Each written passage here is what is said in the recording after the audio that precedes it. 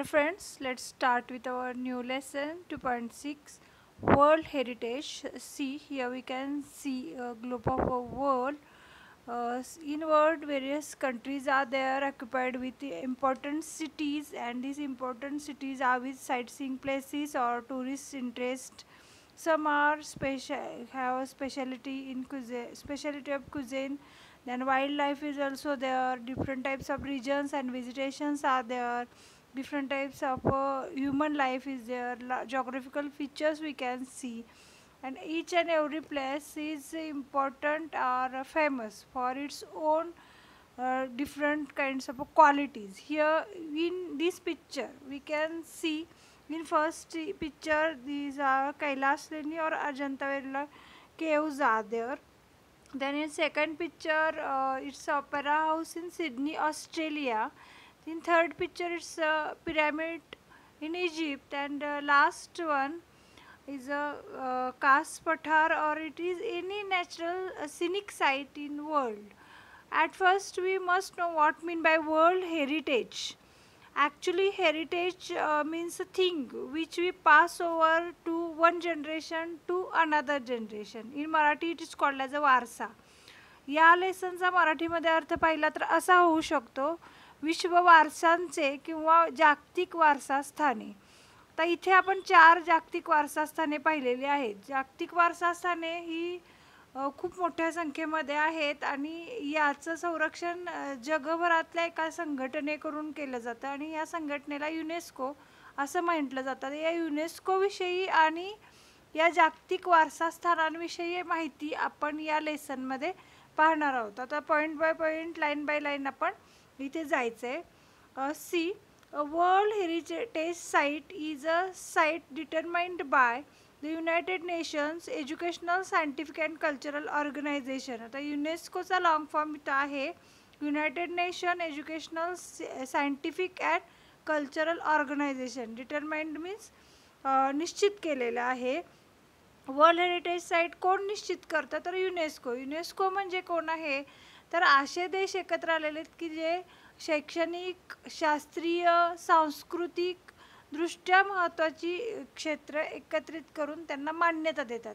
अशा प्रकारची एक संघटना आहे. To have significant cultural or natural importance to humanity. आणि या सर्व ज्या महत्त्वाच्या गोष्टी आहेत त्या सगळ्या मानवाच्या दृष्टीने महत्त्वाच्या आहेत.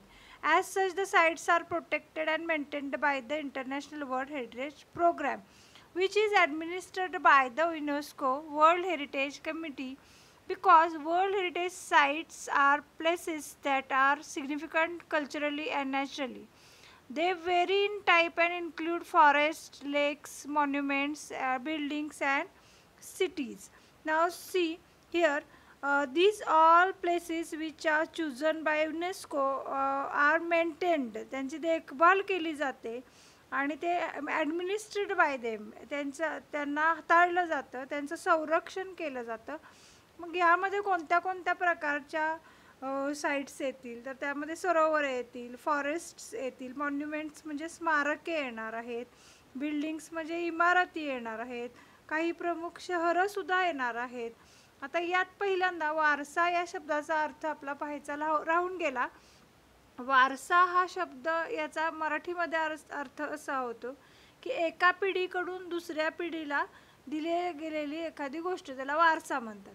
तर आपल्या पूर्वजांनी जर आपल्याला एखादी शेती किंवा एखादं घर दिलं असेल, पहिल्यापासून पारंपरिकरित्या पिढीजात जे आपल्याकडे आला असेल तर त्याचं संरक्षण करण्याचं, ते टिकवून ठेवण्याचा आपण प्रयत्न करतो की ती एक आपली ओळख आहे म्हणून, आणि त्यावेळेस तो आपला वारसा असतो. तसं आपल्या देशामध्ये आपल्या पूर्वजांनी काहीतरी असं वेगळं जे सांस्कृतिकदृष्ट्या, ऐतिहासिकदृष्ट्या जर महत्त्वाचं असेल तर ते टिकवून ठेवण्याचा आपण प्रयत्न करतो. जसं शिवाजी महाराजांनी महाराष्ट्रात बरेचसे गडकिल्ले बांधले आणि या गडकिल्ल्यांचं संरक्षण करणं हे आपलं कर्तव्य आहे, कारण ती आपली ओळख आहे मराठ्यांची. त्यामुळे now let's start with our second paragraph. Okay, World Heritage Sites can also be a combination of both cultural and natural areas.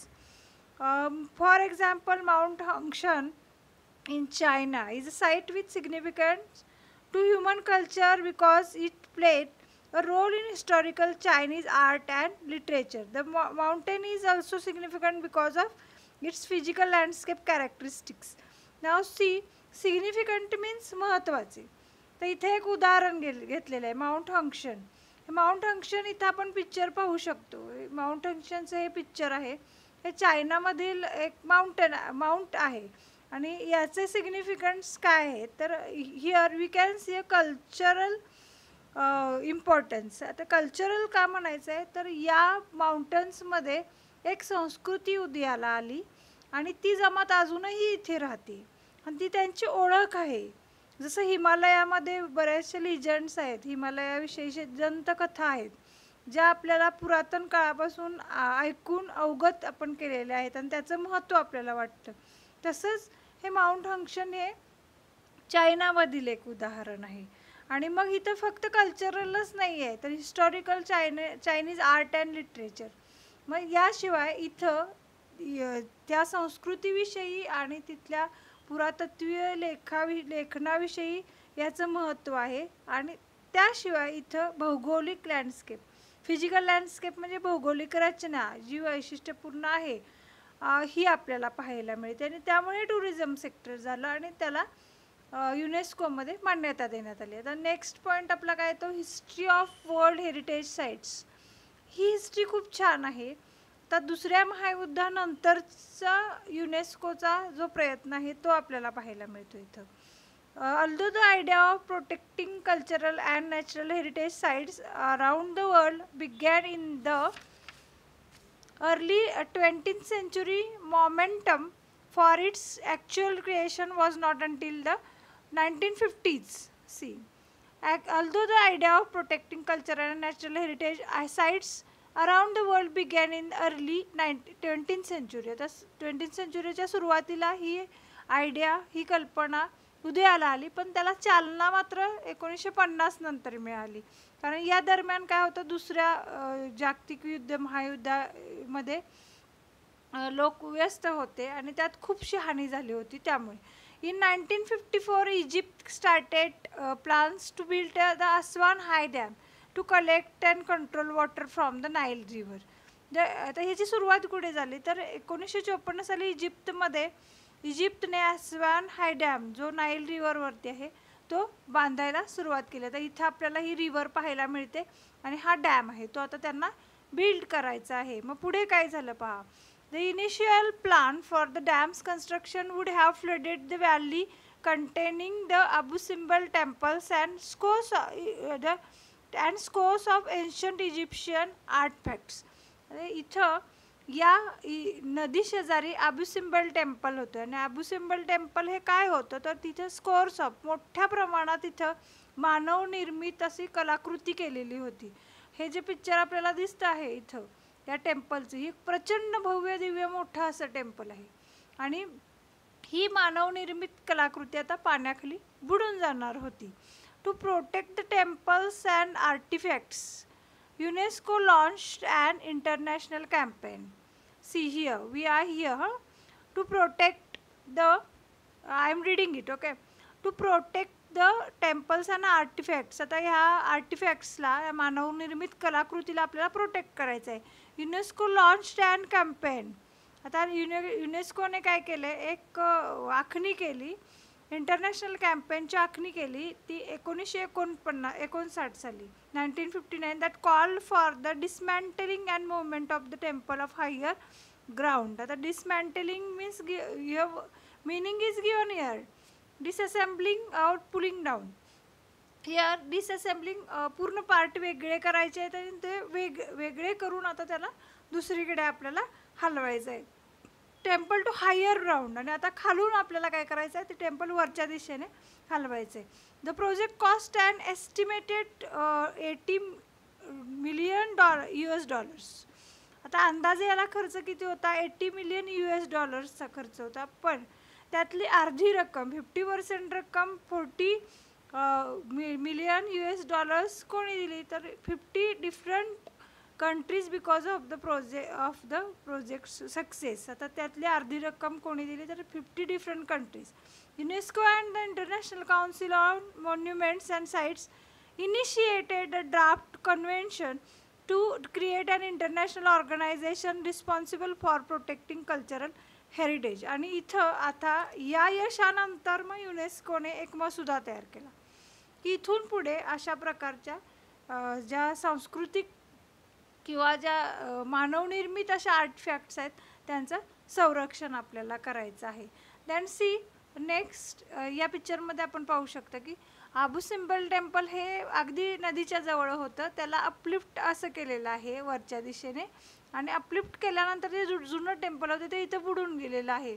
आणि अशा प्रकारे या अबू सिम्बल या मोठ्या आर्टफॅक्टचं संरक्षण हे युनेस्कोनं केलेलं आहे.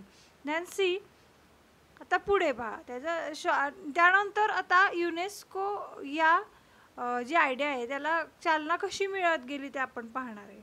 Shortly thereafter in 1965 White House conference in the United States called for a World Heritage Trust. आता 1965 साली एक परिषद भरवण्यात आली व्हाईट हाऊसमध्ये अमेरिकेमध्ये, आणि तिथं जागतिक वारसा विश्वस्त संस्था म्हणून historic culture sites but to also protect the world's significant natural and scenic sites. आता इथं फक्त सांस्कृतिक नाही तर नैसर्गिक सुद्धा साईट्स आपल्याला प्रोटेक्ट करायचं आहे असं ठरवण्यात आलं. Finally in 1968 the international union for conservation of nature developed similar goals and presented them at the United Nations conference on human environment in Stockholm.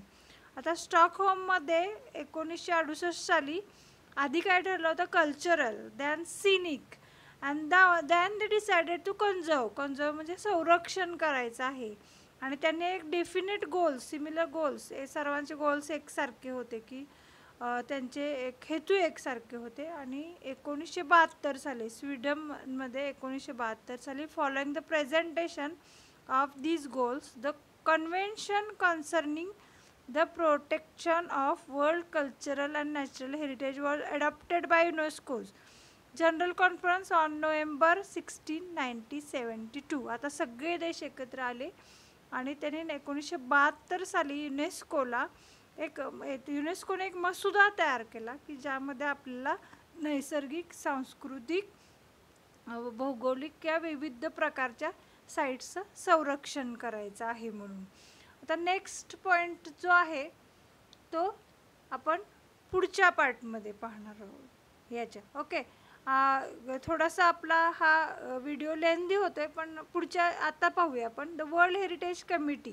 आता वर्ल्ड हेरिटेज कमिटी कशी तयार होते ते पाहूया आपण. Today the world heritage committee is the main group in responsible for establishing which sites will be listed as UNESCO World Heritage Site. The committee meets once a year and consists of representatives from 21 state parties that are elected for 6-year term by the World Heritage Center's General Assembly. आता आपण आपला देश घेऊ, आपला देश India.